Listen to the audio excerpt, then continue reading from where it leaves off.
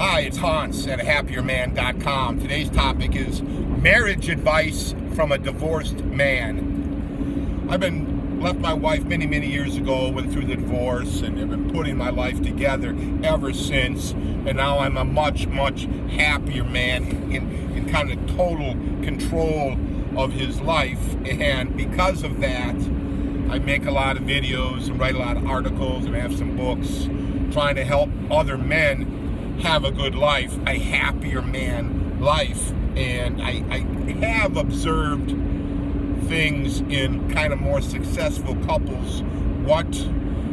If you're going to be a couple, if you kind of insist on getting married and trying to make a go of it, even though the kind of the world is stacked against your interest in that area, here are some things you ought to think about. A marriage is like two people, a husband and a wife, and when you have more than one person, when you have two or more, it's a team. And in order for the team to succeed and thrive and win and have a good time together, they both have to be working toward the same thing, right? So if you were planning on getting married to a lady and it doesn't appear that she is interested in the same types of things you are, your marriage is going to be a mess. It's not going to work.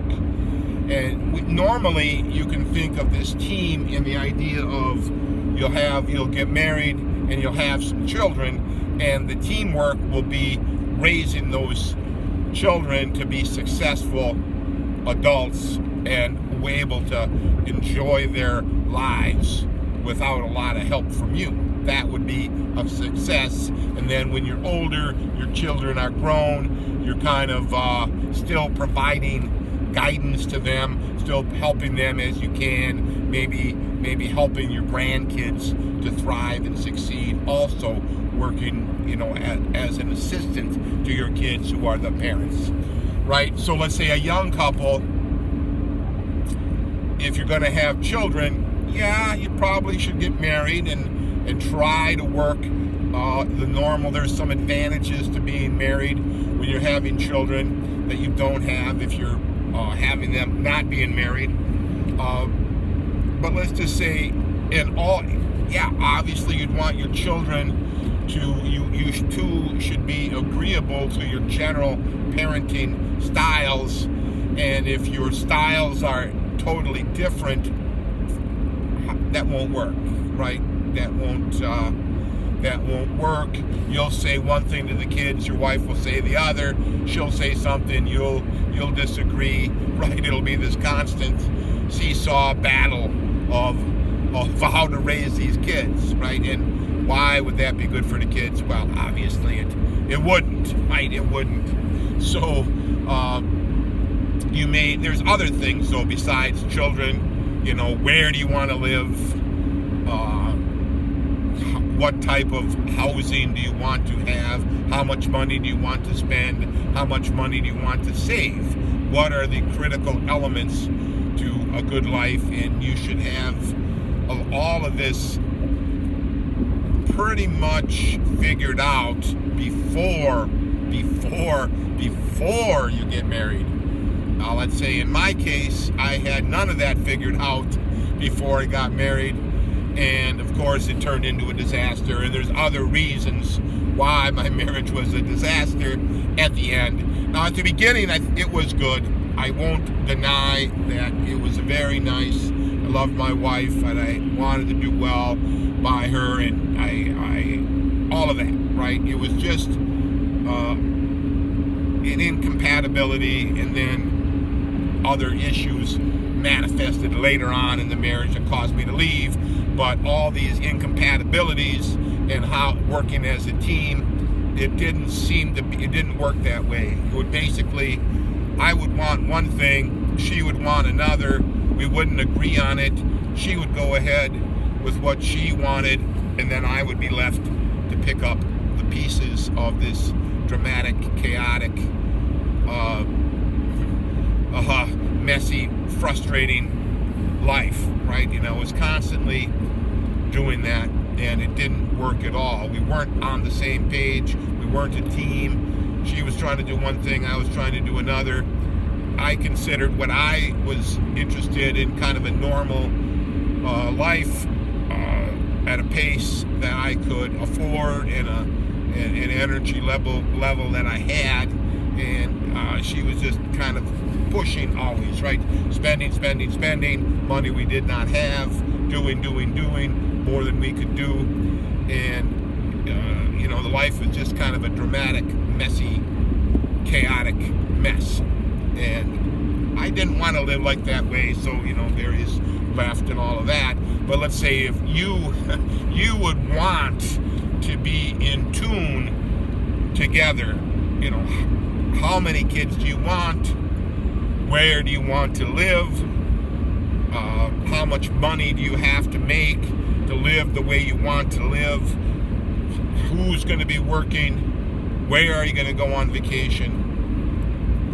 How much time do you want to spend doing certain things? Do you like to do things alone? What are the things you like to do as a couple? You see, there's tremendous amounts of questions, and most people just kind of go into this assuming everything is going to turn out right, and they end up nothing is turning out right. You should be planning a marriage together like you're planning a successful business, right? You don't just hope for the best. You do a lot of planning, and then you work hard on your business, both on the same way, right? It's a team. You want to play good offense, you want to play good defense, and you want to play good special teams. Talking about the football analogy, that kind of makes sense, right? Let's say in a financial, the most successful couples normally both are working productively on offense to make money, and then they further this success by both playing defense, by being kind of frugal and not going overboard on the spending, and then they play good special teams by doing everything else well together. So I love that offense, defense, special teams idea. Basically I was trying to play offense, going to work, making money, and I made decent money, but I didn't make a ton of money. In my field was limited. I would have had to have a whole different field in order to make the kind of money that she wanted me to make, and she didn't play any offense. She was just kind of not wanting to work at all. And then she was terrible at defense, just spending money. And then I wasn't that good at the special teams, being how do I get her to work, and on the coaching, how do I get her to work? How do I get her to stop spending so much money? How can we slow down all this chaos and drama so we have a more smooth, easy, nice life? So it was a failure, and I didn't want to be the coach telling her to do what to do everything. I just assumed, again, assuming is all wrong. I assumed everything would just be fine. So if I were thinking about getting married, I would go into this marriage extremely slowly, deliberately, with tons of planning and tons of waiting. You should think about there's no rush to do something that could catastrophically ruin your life. On the converse, it could be something that's going to make your life so good, and you're going to love your whole life and your wife and your family, and it's going to work out beautifully. But if it's going to work out beautifully, it will work out if you go into it deliberately, with your eyes open, patiently, waiting until the right time to do all this. So I'll try to bring you some more advice, but I would, a lot of couples, there's always that genuine liking each other, a genuine respect. Your friends, along with husband and wife and lovers, you're happy to do things for one another. You naturally do you as a husband naturally do the things that your wife would like, and your wife would naturally do the things that you like, and you don't have to fight and argue and negotiate about things because you naturally do them. You want to do those things. So give that idea some thought. For now.